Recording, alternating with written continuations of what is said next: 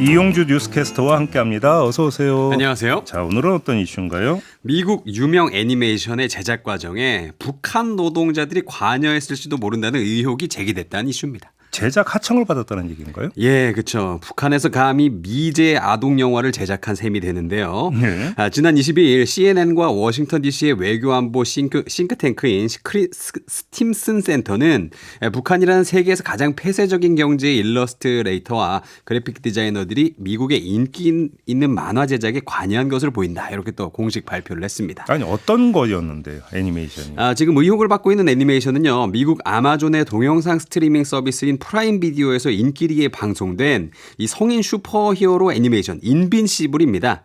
19세 이상 관람가인 이 작품은요. 2021년부터 2개의 시즌이 제작됐는데 베스트 애니메이션 상도 세계적으로 굉장히 많이 받고 평점도 높은 작품입니다. 네. 또 우리에게 친숙한 한국계 헐리우드 배우죠. 스티븐 연이 주인공 역할 목소리를 출연해서 큰 인기를 끌고 있는데요.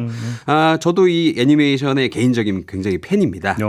그리고 또 여기에 또 대한민국 애니메이션 업체도 뭐 제작 참여한 걸로 아는데 그래서 지금 나오는 이야기가 2002년 남북 합작으로 만들어진 뽀로로 1기에 이어서 20년 만에 예상치 못한 남북 합작 애니메이션인가 뭐 이런 이야기도 좀 나오고 있습니다. 그래요? 예. 그래서 근데 굉장히 이게 어떻게 미국 쪽에 이게 어떻게 알게 된 거예요? 사건이 밝혀지게 된 과정은요. 지난해 12월 북한 사이트를 들여다보는 것이 취미인 보스턴의 사이버 탐정 릭 로이 씨가 이 보안이 해제된 북한 클라우드 서버에서 무수히 많은 애니메이션 스케치를 발견하면서였습니다.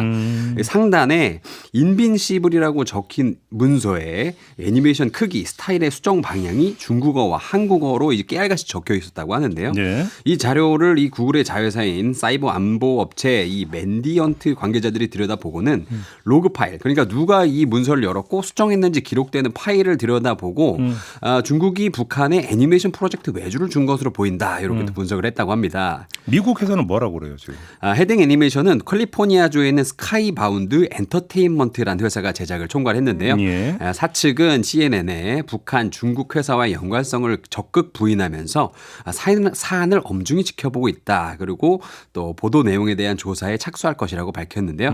그리고 인빈시블 애니메이션 문서와 함께 발견된 또 다른 인기 애니메이션들도 있었습니다. 그러면 작품이 하나가 아니다? 네, 그렇죠. 아직 대중에 공개되지 않은 작품들도 있었는데요. 네. 이안우 그리고 또 마도구사 달리아는 고개 숙이지 않아 이런 작품들이었습니다. 이 애니메이션의 제작에 관여한 라이온 포지 엔터테인먼트 유닉스 스튜디오 등은 이 해당 의혹에 대해서 모두 응답을 거부했습니다.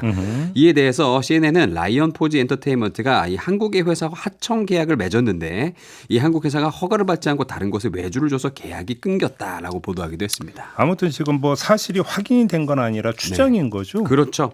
정확한 얘기를 이 북한 쪽에 물어보면 좋겠지만은 그럴 수가 없지 않습니까? 예, 그래서 미국 싱크탱크 스팀슨 센터의 북한 전문가인 마틴 윌리엄스 선임 연구원은 이 상황에 대해서 중국에 수많은 북한의 소프트웨어 회사들이 있는데 그 회사들 중 하나가 평양에 일감을 줘서 작업이 이루어진 것으로 보인다 이렇게 보고 있었습니다. 네. 애니메이션 제작은 하청을 굉장히 많이 하는데요. 그렇죠. 여러 차례 하청에 또 재하청을 거치면서 북한 회사에까지 일감이 가게 됐을 가능성이 크다는 거죠. 다만 미국 회사가 이를 사전에 인지했는지 이 여부에 대해서는 증거가 없다고 봤습니다. 뭐 사실 뭐 이제 풍설로 그동안 좀 많이 나왔던 게 북한의 애니메이션 하청 주는 경우가 네. 여러 건 있었다 이런 네. 풍설은 좀 그 전에도 좀 있었는데 네. 이게 좀 문제가 되는 게 대북 제재 위반 가능성 바로 이 문제 때문 아닌가요? 그렇죠. 그래서 지금 CNN은요 이 사건을 두고 과연 미국 테크 기업들과 창작 업계가 대북 제재 위반을 피하기 위한 이 통제 능력이 있는지를 묻게 된다 이렇게 보도를 했는데요. 예. 네, 미 연방수사국 FBI와 재무부는 지난 2022년에 애니메이션 업계를 콕 집어서 이 북한 IT 노동자 활동주의보를 또 발령하기도 했습니다. 근데 북한의 기술력이 그렇게 상당히 높은 건가요? 그렇죠. 우리 한민족은 또 이 쇠젓가락으로 콩을 집어먹을 정도로 손기술이 좋은 사람들이지 않습니까? 네. 그래서 북쪽 분들도 손재주가 굉장히 좋은데요. 북한의 애니메이션 산업은 이 열악한 제작 환경에도 불구하고 수준급이라고 또 알려져 있습니다.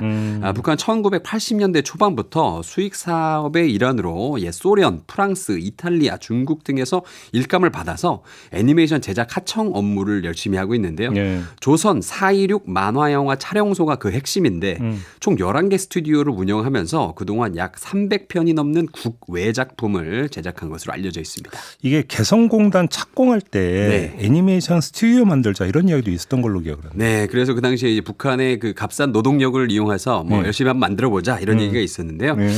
요즘 또 세계적으로 인기가 있는 이 애니메이션 뭐까지 하청으로 제작할 정도니까 그동안 기술력을 계속 끌어올려 왔다 이렇게 또 봐도 좋을 것 같은데요. 예. 네, 대북 소식통에 따르면 코로나 팬데믹 전만 하더라도 4.16 만화 영화 촬영소에서 매년 30명에서 50명 가까이 젊은 직원들이 프랑스, 이탈리아로 유학을 가서 뭐 3D 애니메이션 제작 기술을 막 배우고 했다고 막 그러더라고요.